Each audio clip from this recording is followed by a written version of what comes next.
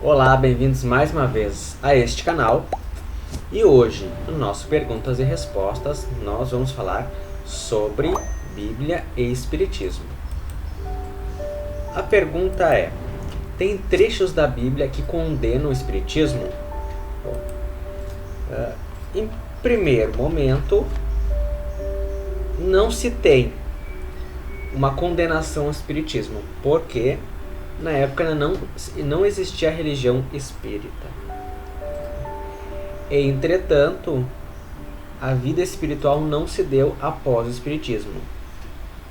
Isto, como na Bíblia pode ser visto em outros diversos relatos históricos também. O que acontece? Para os espíritas, a Bíblia ela é um livro mediúnico, porque existe diversos tipos de manifestações, tanto da psicografia como psicofonia.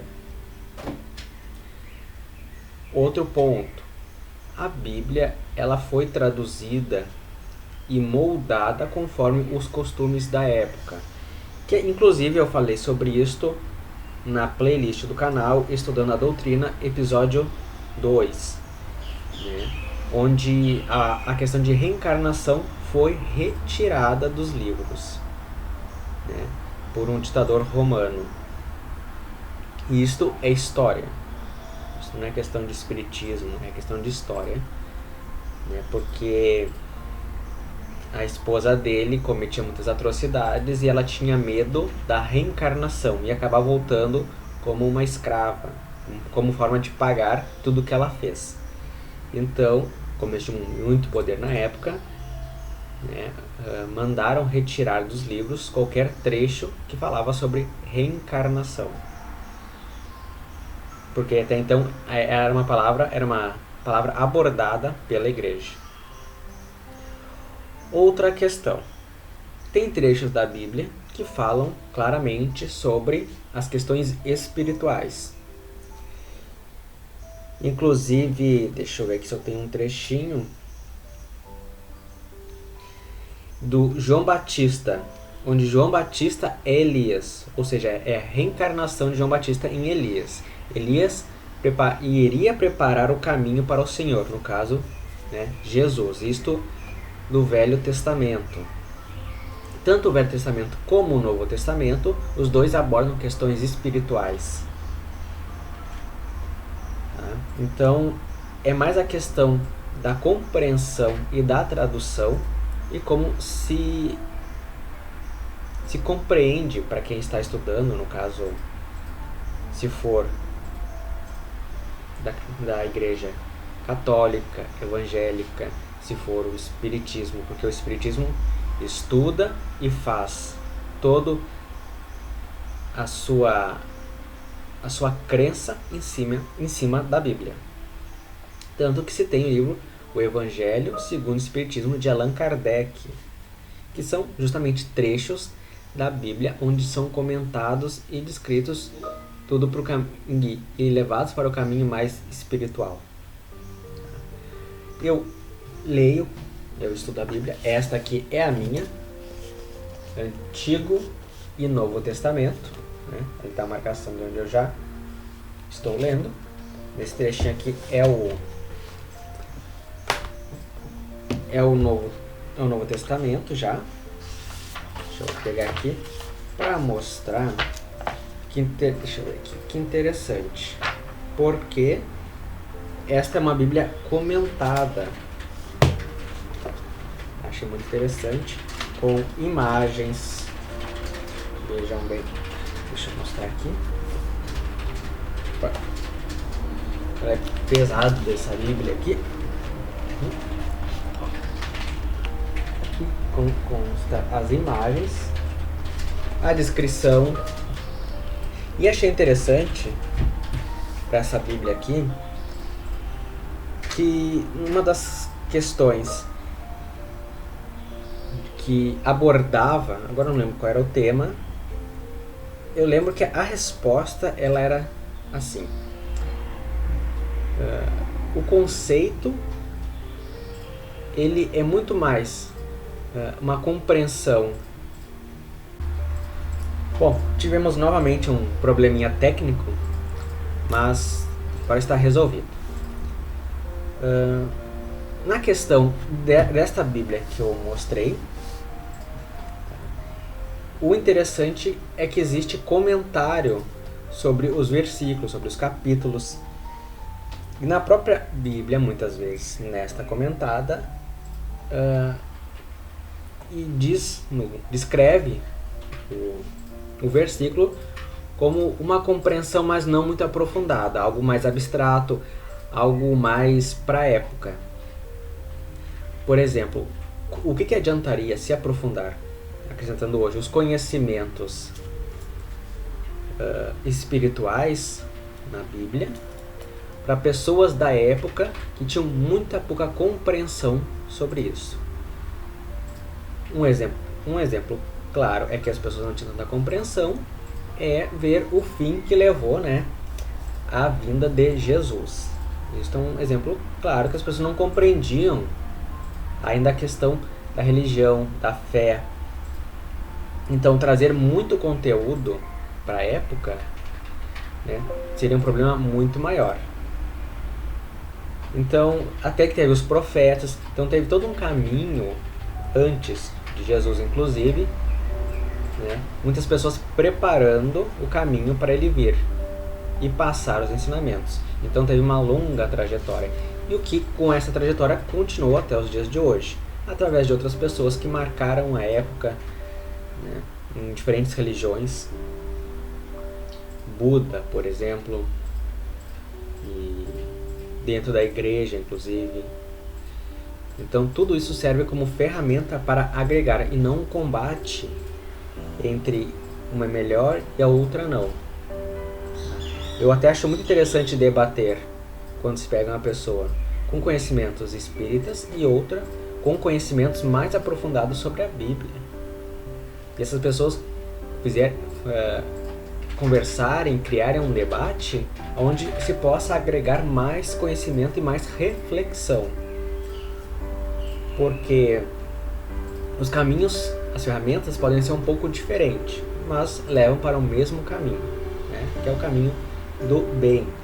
E dizer, até li alguns relatos, alguns artigos, tinha muitas pessoas inclusive criticando o espiritismo, falando que podia ser coisa do diabo, e pegavam alguns trechos, inclusive da Bíblia, porque a Bíblia também depende muito da compreensão de quem está lendo.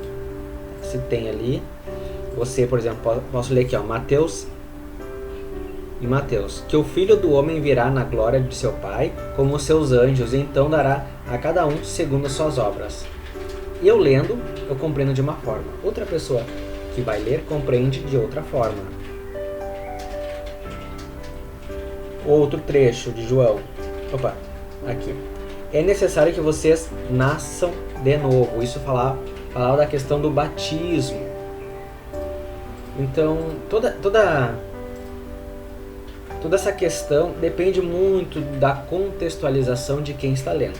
Quando se fala no batismo, se pensa, em fazer o batismo lá, como se fazia na época, hoje ainda se faz nas igrejas, o ritual. Mas, se olhar para uma outra forma, pode ser que o nosso batismo é a nossa renovação.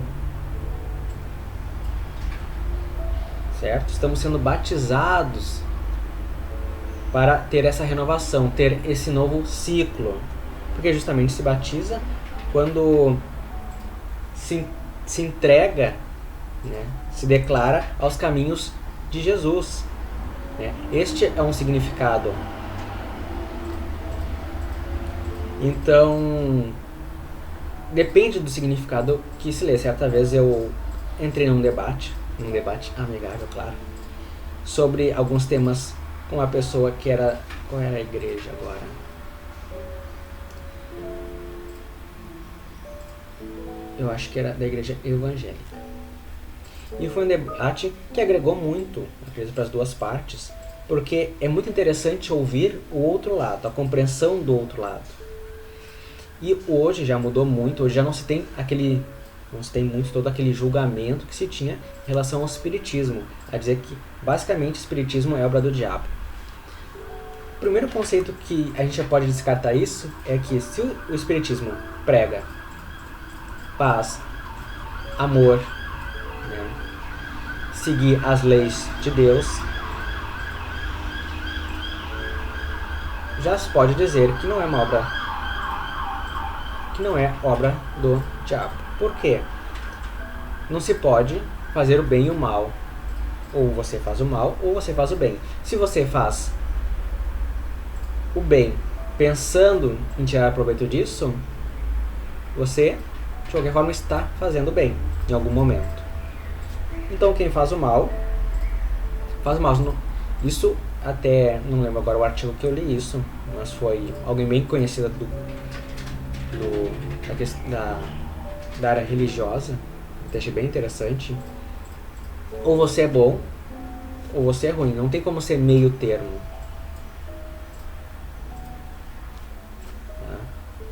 Então, se você faz algo bom, você tem a bondade aflorando.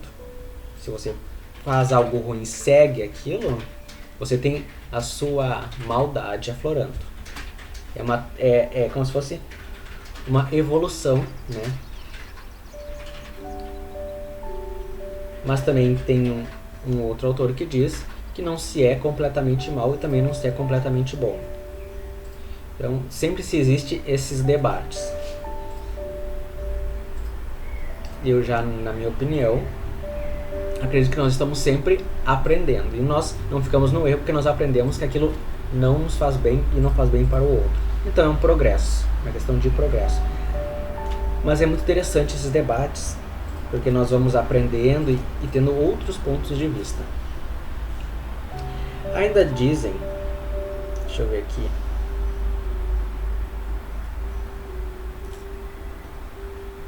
falei aqui que para muitos autores a Bíblia é um livro mediúnico. E realmente, para quem vê mais para a questão espiritual, tudo que se lê ali se vê por trás um caminho espiritualizado. A questão que eu achei bem interessante, que aborda a questão do diabo, que se usa uma figura daquele com chifre, rabo, eu não sei o que lá agora, a pata de bode, toda essa imagem que se cria para a época, ela é interessante para a época. Nos dias de hoje nós já não vemos mais dessa forma. Acredito até muitas pessoas, inclusive da igreja, têm um pouco mais de conhecimento espiritualizado. Porque o diabo, o que ele é? Ele é todo aquele que vai todas contra as leis de Deus. Basicamente isso. Aqueles que vai contra a lei de Deus se torna, de alguma forma, esta figura criada na época pela igreja. A igreja tinha muito poder e muita influência sobre a vida cotidiana das pessoas. Então, de resumo, não se tem um julgamento, não se tem na Bíblia algo que vá contra as questões de espiritismo, espiritualismo. Tudo depende da compreensão, inclusive da tradução, que foram feitas muitas traduções, muitas correções e alterações no livro, mas ainda é um grande livro, um livro que enriquece muito quem o lê. E vale muito a pena fazer esse cruzamento de informações. Particularmente eu, estudo o espiritismo, ou como alguns conhecem, o kardecismo. Acho interessante questões do budismo, da Bíblia, podem ver, estudo a Bíblia, inclusive. Em todo esse agregado, nós vamos usando, inclusive, faltou da Umbanda também, que é muito bonito. Ainda se tem muito, de certa forma, um preconceito, um receio, mas que aos poucos as pessoas vão compreendendo que não tem porquê ter esses receios.